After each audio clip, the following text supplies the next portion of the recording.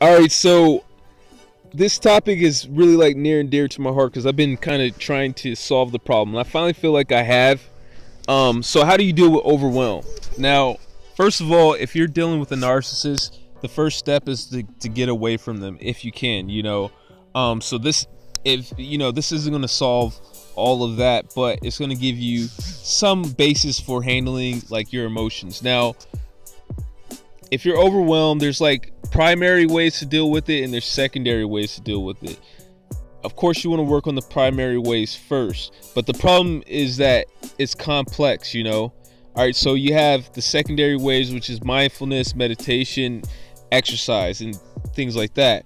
The primary ways are one is sleep. That's like the main way to deal with it.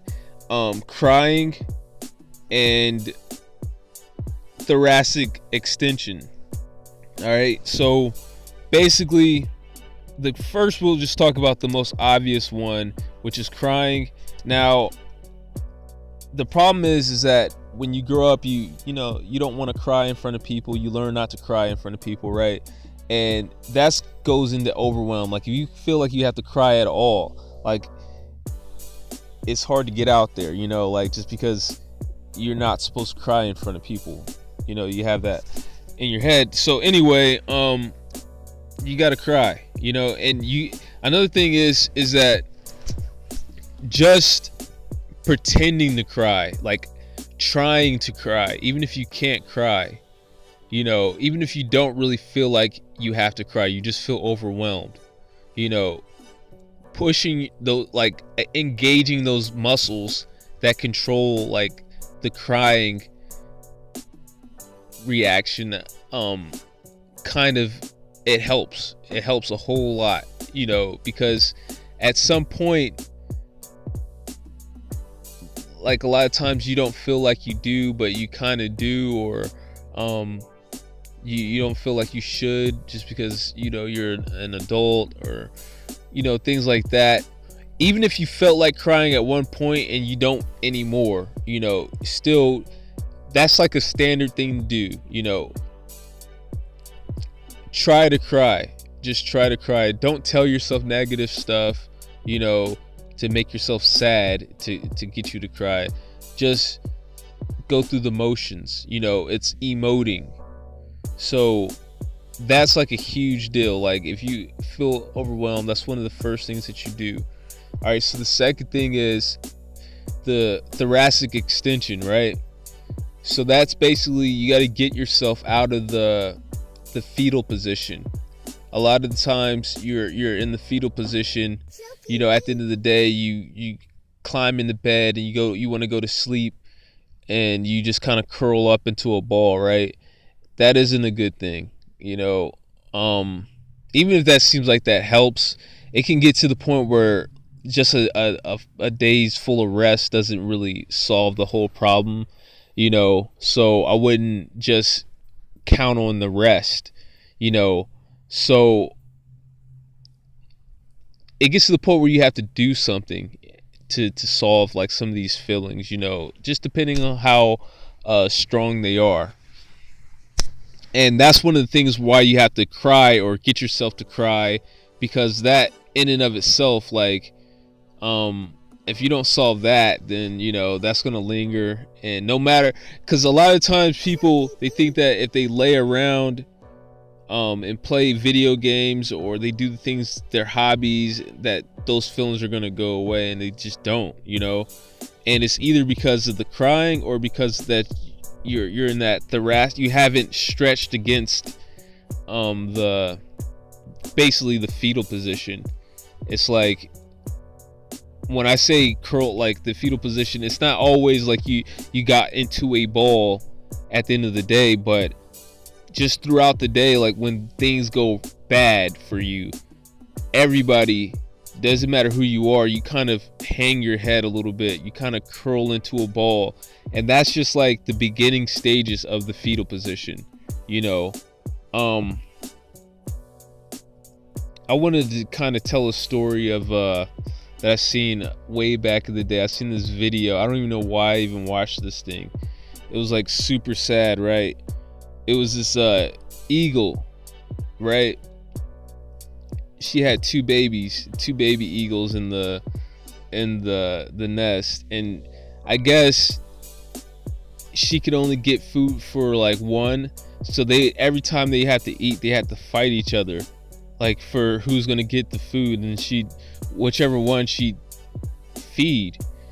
And so one of the birds kept losing, and so the other bird would peck it, and every time it got pecked, it would go into the fetal position just a little bit, like it would hang its head low or push its head forward, and then stop trying to fight for the food. And then each day that got by, it would do it more and more and more, until finally, all it would take was one peck, and it would just go all the way into the fetal position and curl itself up, right? It was a really messed up story. It was very sad to see. And eventually the bird died, and then the mom just kicked it out of the nest, and that was the cycle of its life, But the reason why I bring it up is to show like what I'm talking about, as far as the fetal position isn't just going all the way into the fetal position. It's hanging your head low. That bird didn't just go into the fetal position in the beginning. It fought at first, and then eventually each day it just got more and more into it. You don't want to go into that direction at all. So you got to stretch yourself against the fetal position. Don't let the pecks of the world push you into curling up. So you do thoracic extension. I like to put my hands behind my head and stretch my body the opposite way of the fetal position, while I'm standing, or even if I'm sitting down. Stretch. And it's a hard stretch though. Like, it sounds easier than what it is, but it really holds a lot of emotion. Like, it's hard to hold yourself into an open position, opening up your chest, opening up your body, when your body wants to go, it wants to protect.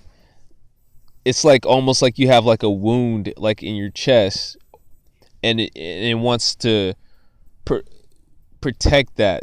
It wants you to like use your limbs and your arms and everything to protect the wound. And that's the reason why people say that they feel wounded,